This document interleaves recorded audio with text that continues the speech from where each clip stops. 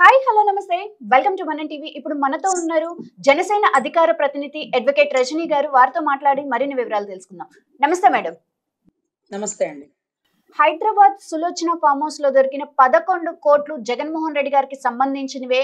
SIT అతి తొందరలో ఆయనకి నోటీసులు జారీ చేస్తుందనే వార్తలు వినిపిస్తున్నాయి. అంటే ఏపీ లిక్కర్ స్కామ్ అనేది ఒక కొలిక్కి చేరుకుంది అనుకోవచ్చా జగన్మోహన్ రెడ్డి గారి అరెస్ట్ తో? నమస్తే అండి. ముఖ్యంగా జగన్మోహన్ రెడ్డి గారిని సిట్ అరెస్ట్ చేస్తుందా, ఆయనే తనంతట తాను సిట్ కి అరెస్ట్ అవుతున్నారా అనేది మనం ఒక్కసారి కొంచెం బ్యాక్ వెళ్ళి ఆలోచిద్దాం. గత ఒక నెలన్నర నుంచి ఎనీ టైం అరెస్టు అనే మూమెంట్ అయితే నడుస్తుంది. అంటే మే 10 లోపు, మే 1వ తారీఖు, మే 10వ తారీఖు అన్నది మే పోయి, జూన్ పోయి, జూలై పోయి, ఈరోజు ఆగస్టు కూడా వచ్చిన మూమెంట్ వచ్చింది. సో ఇక్కడ జగన్ గారిని అరెస్ట్ చేయాలంటే ఆరోపణలు కాదు, ఆధారాలు ఉండాలి. ఆధారాలే కాదు, లిక్విడ్ ఆఫ్ క్యాష్ ఉండాలి. ఎంతో కొంత అమౌంట్ అనేది మనకి దొరకాలి. దొరికినప్పుడు అరెస్ట్ చేస్తేనే వారి వినయ విధేయతలు ఉన్నటువంటి వైసీపీ అభిమానులకి ఇది కుట్రకోణ అరెస్ట్ కాదు, ఇది అక్రమ అరెస్ట్ కాదు, ఇది రెడ్ బుక్ పరిపాలన కాదు, తప్పు జరిగింది, కొన్ని కోట్ల డబ్బు దేశాలు దాటిపోయింది, కొన్ని వేల కోట్ల మొత్తం దీంట్లో లావాదేవీలు జరిగినాయి అన్న విషయాన్ని వైసీపీ అభిమానులకు తెలుస్తుందండి.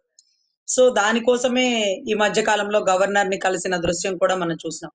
గవర్నర్ గారిని కలిసి, అయ్యా ఈ కూటమి ప్రభుత్వం నన్ను అరెస్ట్ చేస్తానని స్టేట్మెంట్లు ఇస్తుంది, కానీ ఎప్పుడు అరెస్ట్ చేస్తుందో అర్థం కావట్లేదు, తొందరగా అరెస్ట్ చేయాలి కదా, ఎందుకు చేయట్లేదు, ఏ కారణం వల్ల ఆపుతున్నారు అని అడిగితే, సెక్షన్ 17 సబ్ క్లాజ్ ఏ కూడా ఆల్రెడీ సబ్మిట్ చేశారు కదా, నన్ను అరెస్ట్ చేయడానికి మీరు అవకాశం కూడా ఇచ్చారు కదా, ఇంకా ఎందుకు అరెస్ట్ చేయలేదని అడిగితే, అయ్యా డబ్బులు దొరకాలయ్యా, డబ్బులు దొరకందే వారు అరెస్ట్ చేయరట అని గవర్నర్ గారు చెప్పినట్టుగా గౌరవ జగన్ రెడ్డి గారు, ఓహో వీరికి కావాల్సింది డబ్బేనా, అయితే ఒక డెన్ ఓపెన్ చేయండి అంటూ వారి చెంచాలని గెరిటల్ని పంపించి ఒక డెన్ ఓపెన్ చేసినారు.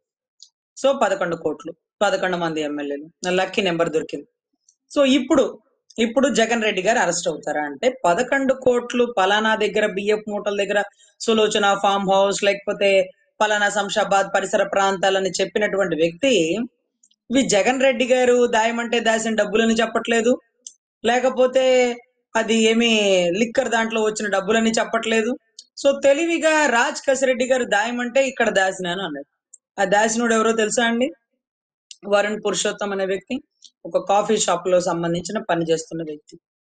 1 కోటి 2 కోట్లు సంపాదించాలంటేనే, ఒక వ్యక్తి నిజాయితీగా సంపాదించాలంటే, తన కుటుంబాన్ని పోషించుకుంటూ, బిడ్డలను చదివించుకుంటూ, అనారోగ్య సమస్యలు చూసుకుంటూ 1 కోటి 2 కోట్లు చేయాలంటేనే జన్మతహా చాలా కష్టం అయిపోతుందండి, అంటే నిజాయితీగా ఉంటే. సో అటువంటిది ఒక కాఫీ షాప్ లో పనిచేసే వ్యక్తి 11 కోట్లు ఆయన చెప్పాడని ఇక్కడ దాచిపెట్టాడా అంటే, 11 ఎందుకు చూపించినారు, 15, 18 ఎందుకు చూపించలేదు అంటే, లక్కీ నెంబర్ 11 బాగా తగిలింది. సో ఇటువంటి పరిస్థితుల్లో గౌరవ జగన్ రెడ్డి గారికి తాడేపల్లి ప్యాలెస్ కి నోటీసులు అందబోతున్నాయి. అంటే రాజ్ కసిరెడ్డి గారిని అడుగుతారు, ఈ 11 కోట్లు ఎక్కడివి, ఎవరిచ్చినారు? అవునండి, అతనేం చెప్పినాడు, నేను దాయమంటే దాచినానని చెప్పాడా? నేనేం చెప్తున్నానంటే, గౌరవ జగన్ రెడ్డి గారు దాయమంటే దాచినాను, జగన్ రెడ్డి గారి పాత్ర ఉంది. ఇంకా ఒకటి చెప్పాలంటే, రాజ్ కసిరెడ్డి గారి తండ్రి కాస్త వృద్ధుడండి, ఆయన అయితే చెప్తున్నాడు, ఎందుకు నా కొడుకు నిరికిస్తాడు, తెర మీద వెనకాల అన్ని చేసినాడు ఎందుకు బయటికి రాడు, తెర వెనకాల ఎన్నాళ్ళు దాక్కుంటాడు, తెర వెనకాల ఉన్న వ్యక్తి పేరు చెప్తే మాకు అవే ఆఖరి చూపులా, లేకపోతే నా బిడ్డని బతకనివ్వరా అంటూ తెర వెనుక దాక్కున్న వ్యక్తి, జగన్ నాటక సూత్రధారులు అంటూ చాలా చెప్పాడు, కానీ పాపం జగన్ గారి పేరు చెప్పలే. సో నాకు అర్థమైంది ఏంటంటే, చాలా క్రమశిక్షణలో పెట్టారు వారి పార్టీ సభ్యుల్ని. ఎంత క్రమశిక్షణలో పెట్టారంటే, నోరు తెరిసి ఒక్క మాట తేడా మాట్లాడితే కర్ర బెత్తమే గురువు అన్నట్టుగా రఘురామకృష్ణరాజు గారిని వాతలు తేలిపోయేలా కొట్టిన దృశ్యానికి ఎక్కడెక్కడ వైసీపీ కార్యకర్తలు, ఎమ్మెల్యేలో ఒళ్ళు దగ్గర పెట్టుకుని ఉన్నారు. ఇంకా ఎక్కువ మాట్లాడితే, నాకు ప్రత్యర్థిగా నిలబడాలనుకుంటే, చిన్నాయన ఎట్లా చనిపోయినాడో చూసినావా, చిన్నాయన కేసు ఏమన్నా గదిలిచ్చినారా, చిన్నాయన కేసులో నన్ను బోని ఏ రోజున ఎక్కుతానా, చిన్నాయనకి ఏ గది పట్టినది చూసినావన్నా అంటూ పులివెందల్ని గడగడలాడిస్తున్నటువంటి గౌరవ జగన్ రెడ్డి గారికి ఈ రోజుకి వారి అనుగుణ వర్గం అంతా అట్టే ఉందండి, కదలలేదు. ఎందుకంటే మరి వాళ్ళ లూప్ హోల్స్ ఏమున్నాయో, వాళ్ళు ఎందుకు భయభ్రాంతులు గురి చేస్తున్నాడో తెలియదు. సో ఇక్కడ కూడా 11 కోట్లు అయితే దొరికినాయి. జగన్ రెడ్డి గారి పేరు ప్రస్తావన అయింది, తాడేపల్లికి నోటీసులు వెళ్తున్నాయి.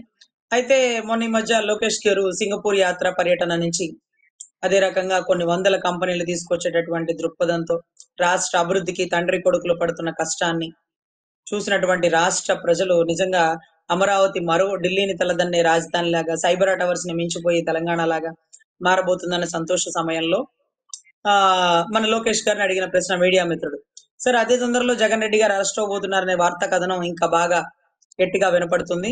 అదే రకంగా నోటీసులు అందుతున్నాయంట. మరి నెక్స్ట్ ఏంటి అంటే, నెక్స్ట్ ఏంటో నాకేం తెలుసు, చట్టం తన పని తను చేసుకెళ్ళిపోతుందబ్బా.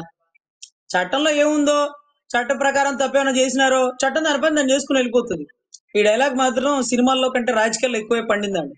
సినిమాల్లో అక్కడక్కడ ఎప్పుడు వాడతారు కానీ రాజకీయాల్లో మాత్రం ప్రతి నాయకుడు వాడుతున్నారు. సో చట్టం తన పని తను చేసుకువెళ్లే సమయం ఆసన్నమైంది. జగన్ రెడ్డి గారు స్వయానా జైలుకి వెళ్లాలని మనస్ఫూర్తిగా కోరుకుంటున్నారు కాబట్టి అన్ని సాక్ష్యాలు ఇస్తారు. కానీ చూసారా, రాజకేశ్ రెడ్డి కూడా నోరు తిప్పి జగన్ గారు దాయమంటే దాశానని చెప్పడు. ఈ దొరికినోడు 11 కోట్లు అని చెప్పాడు, పలానా ప్లేస్ అని చెప్పాడు, బియ్యపు మూటలు అని చెప్పాడు, కానీ జగన్ రెడ్డి గారి పేరు చెప్పలేదు. సో ఇప్పుడు జగన్ రెడ్డి గారు అరెస్ట్ అవబోతే ఏమంటారు, ఎక్కడో డబ్బుల మూటలు దొరికినాయి అంట, పాపం వారు ఎక్కడ కూడా నా పేర్లు చెప్పలేదు, వెళ్ళిన వారిలో 12 మంది ఎక్కడ నా పేరు చెప్పలేదు, ధనుంజయ అన్న ఎట్లా చెప్తాడు, కృష్ణమోహన్ అన్న ఎట్లా చెప్తాడు అంటూ చక్కగా పాపం రాజకేశ్ రెడ్డికి ఏం తెలుసు, మిథున్ రెడ్డి చంటి బిడ్డ, అరే నువ్వు అరెస్ట్ అయిన 12 మందిని పొగుడుతుంటివి స్వామి, ఎవరు నోరిప్పి నిజం చెప్పాలా, ఎవరికి తెలియదు జే బ్రాండ్స్ అధినేత. ఆ ఎంక్వైరీ ఏదో ఆ 12 మందిని ఆపేసి మా రాష్ట్రంలో రిక్షా వాడినో, ఆటో వాడినో, లేకపోతే మా బోటోళ్ళనో అడగండి, మేము చెప్తాం నోరిప్పి, మాకు ఆప్షన్స్ కూడా అక్కర్లేదు ఆన్సర్స్. ఎందుకంటే వాళ్ళకి తెలియట్లా, ఆ 12 మందికి తెలియట్లా జే బ్రాండ్స్ అధినేత జే ఫర్ ఎవరు అని. సో ఇటువంటి పరిస్థితుల్లో అంతిమ ఘట్టానికి వచ్చిందండి. అతి తొందరలో జగన్ రెడ్డి గారు ఆయన ఆయన ఊహించింది, ఆయన ఏదైతే అవ్వాలనుకుంది, ఆయన సీఎం అవ్వాలనుకుంటే సీఎం అవుతాడు, జైలుకి వెళ్ళాలనుకుంటే జైలుకి వెళ్తాడు. కానీ రాష్ట్ర ప్రజల తిరుగుబాటు ఎలా ఉందంటే, ప్రతిపక్ష స్థానం కూడా ఇవ్వకుండా 11 సీట్లకి కుదేసిన పరిస్థితి. సో మీరు అనుకున్నదల్లా చేస్తాను అంటే, తాన అంటే తందాన అనడానికి అందరూ ఎప్పుడు ఒకేలాగా ఉండరండి.